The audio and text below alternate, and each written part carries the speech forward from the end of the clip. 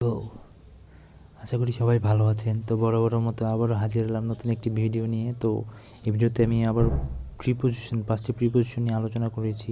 তো বেশি কথা বাড়াবো না, লেটস গেট স্টার্টেড। প্রথম ওয়ার্ডটি হচ্ছে অ্যাসেস টু। এখানে অ্যাসেস টু ভার্ব হিসেবে ব্যবহৃত হয়েছে, যার বাংলা অর্থ প্রবেশ অধিকার। Example, public has no access to this garden. জনগণের এই বাগানে ঢোকার কোনো অধিকার নেই। পরেরটি হচ্ছে অ্যাকর্ডিং টু। এখানেও অ্যাকর্ডিং টু ভার্ব হিসেবে ব্যবহৃত হয়েছে, বাংলা অর্থটি হচ্ছে অনুসারে, মতে বা অনুযায়ী। Example, according to your order I went there. তোমার আদেশ অনুসারে আমি সেখানে গিয়েছিলাম।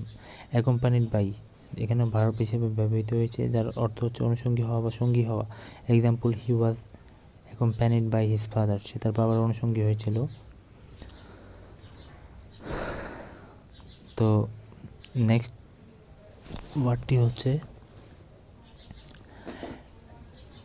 Accompanied with. এখানে অ্যাকম্পানিড উইথ ভার্ব হিসেবে ব্যবহৃত হয়েছে, যার বাংলা অর্থ একসঙ্গে ঘটা।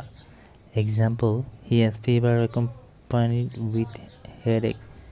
তার জ্বর এবং মাথা ব্যথা দুটো একসাথেই হয়েছে বা ঘটেছে। তার পরবর্তী হচ্ছে অ্যাকোয়ান্টেড উইথ, তো পরিচিত। এখানে অ্যাকোয়ান্টেড উইথ অ্যাডজেক্টিভ হিসেবে ব্যবহৃত হয়েছে।